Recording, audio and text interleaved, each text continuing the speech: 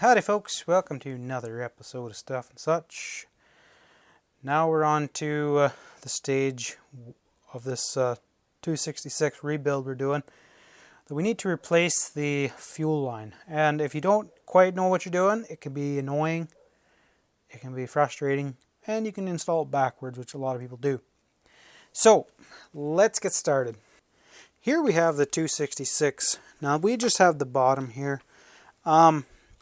It doesn't really matter that this portion. I think I have a frog in my basement. So it doesn't really matter that we don't have this half of the crank case on. That is weird.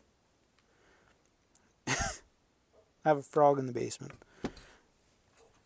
Because your line basically sticking up here. So a couple of reasons you're replacing it is likely either A, it's cracked, or you've ripped it, or it's gotten too short. So basically it's just a matter of them just disintegrating off. Ideally, you would have a pair of forceps to reach into the hole here and grab your goodies, but overall that worked out pretty good. This one has seen much better days. It's very gone.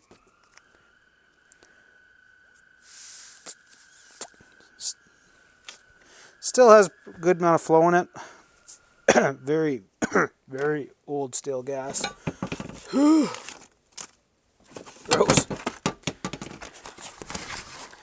But the filter works.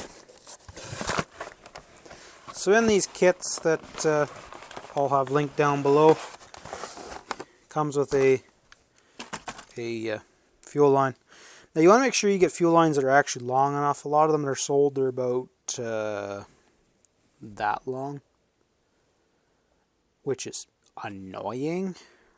And it's usually the side that goes into the tank, so you have no. You only get about half the fuel in your tank, so it's really annoying. So how these go together is you'll see. Let's see if we can get you to focus. Focus. Okay, see how this side is a wider flange than this one.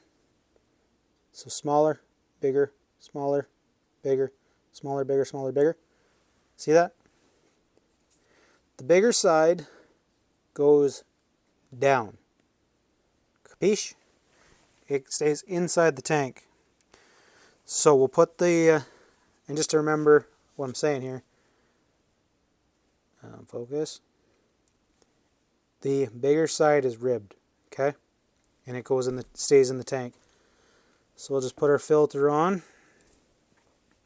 Now in order to make this a little easier, nice can of some sort of lubricant. You can use oils or greases or your Vaseline for your toenails, whatever.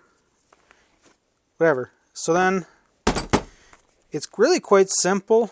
It's a matter of just fishing it through the hole. Now that I say it's simple, I'll probably make myself look silly.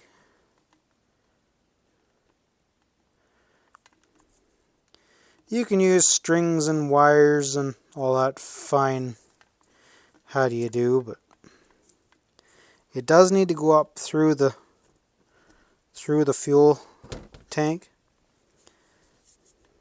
Come on.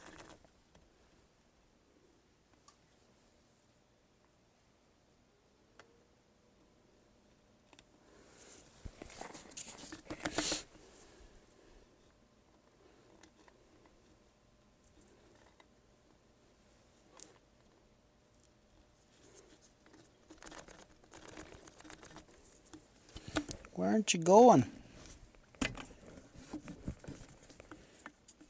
It's right there.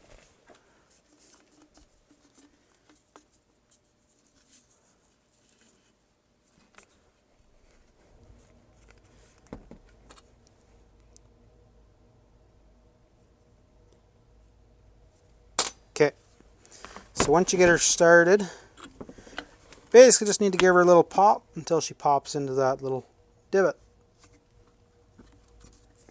That's where that nice, having that lubrication helps to get it to slip into that spot. So that's basically it. Ready to go? That's basically it. It shouldn't take too long. But man, I tell you, diagnosing a saw with a small crack in your fuel line is one of the hardest things to diagnose, because it does whatever it wants.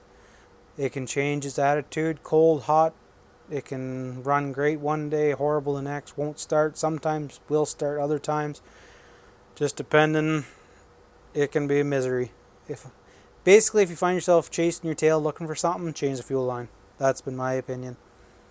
Especially on the lower end of your RPMs.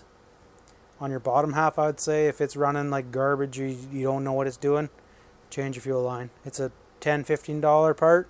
It's not a bad idea having a new one anyways. So that's my advice.